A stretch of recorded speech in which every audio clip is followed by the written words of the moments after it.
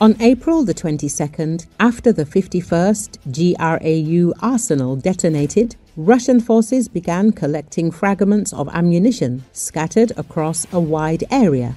Among the debris were remnants of unidentified unguided rocket projectiles. Defense Express says, initially these fragments were believed to be 170mm rockets designed for the Chinese Type 63 MLRS or its Iranian copy.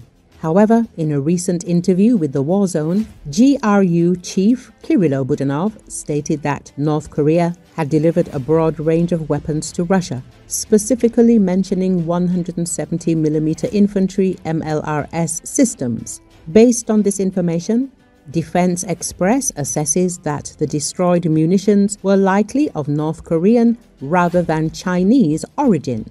While the initial identification was not far off, it is important to note that the only 170mm infantry MLRS known to be in North Korean service is the Type 75, which is effectively a copy of the Chinese Type 63.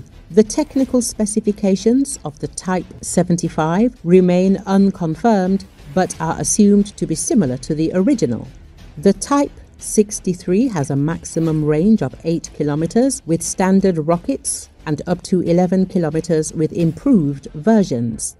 Each rocket weighs approximately 18 to 19 kilograms, with about 8 kilograms allocated to the warhead. The launchers are typically mounted on a towed carriage, though other configurations have been documented. These include vehicle-mounted systems and single-tube launchers, as used in the Iranian variant. The Type 63 was originally developed in China in the 1960s as a scaled-down version of the Soviet 140mm BM-14 MLRS. More than 30 countries, primarily in Asia and Africa, currently operate systems based on this design.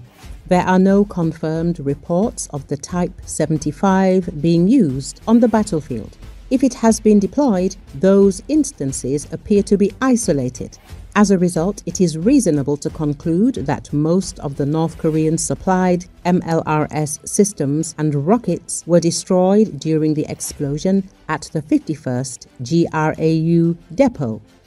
Recall, UK's Defence Ministry cited Ukrainian figures that said the 51st GRAU depot held about 105,000 tons of munitions, including ballistic, air-launched and air defence missiles. Andriy Kovalenko, the head of Kiev's Center for Countering Disinformation, said at the time of the blasts that the depot had also stored artillery shells. The same depot has likely suffered explosive mishaps before. Russian state media reported in June 2022 that 4 people were killed by the spontaneous detonation of a shell while ammo was being loaded and unloaded at a depot in the Vladimir region.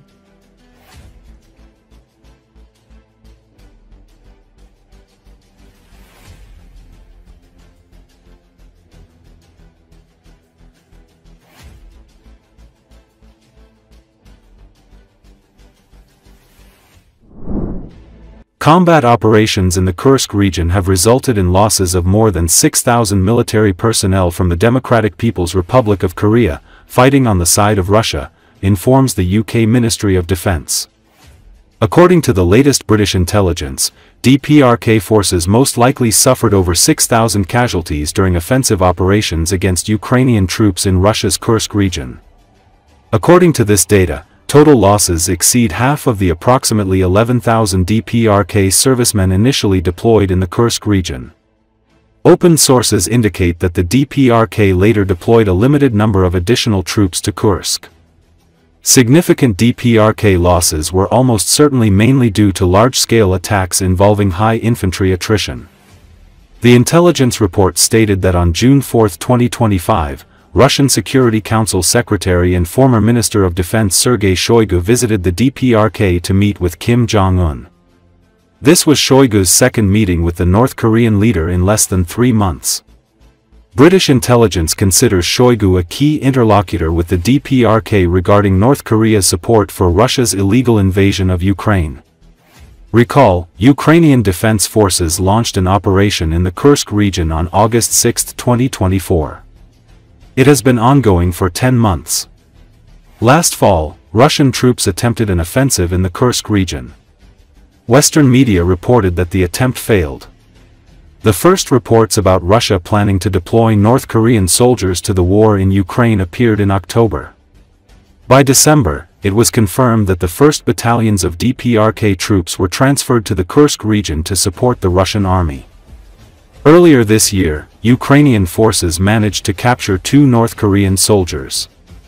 In recent months, Russian forces have made several active attempts to push Ukrainian troops out of the region. This forced the Ukrainian armed forces to withdraw to more favorable positions. As a result, Ukraine also lost control over the Russian town of Sudza. According to the General Staff of Ukraine, Russian army losses on the Kursk front reached more than 60,000 personnel as of April this year.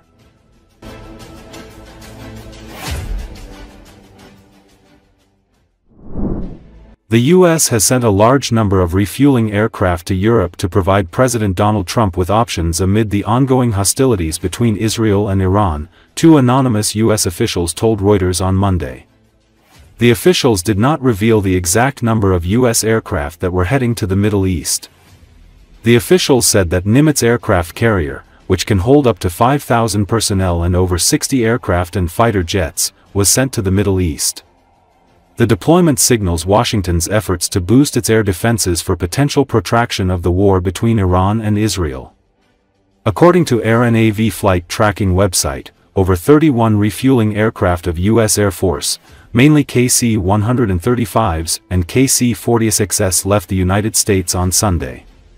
The website revealed that the U.S. military aircraft landed in Ramstein Air Base in Germany and airports in the United Kingdom, Greece, and Estonia.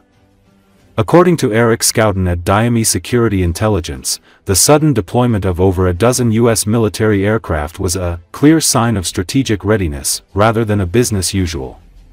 Whether it's about supporting Israel, preparing for long-range operations, logistics is key, this move shows the U.S. is positioning itself for rapid escalation if tensions with Iran spill over, the expert noted.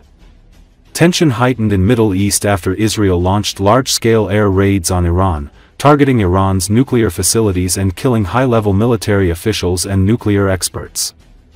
Iran responded by firing a barrage of missile and drone attacks. U.S. Defense Secretary Pete Hegseth revealed on Monday that he had ordered the deployment of additional defense forces to the Middle East, without providing further details. Protecting U.S. forces is our top priority, and these deployments are intended to enhance our defensive posture in the region, Hegseth word on X social media platform.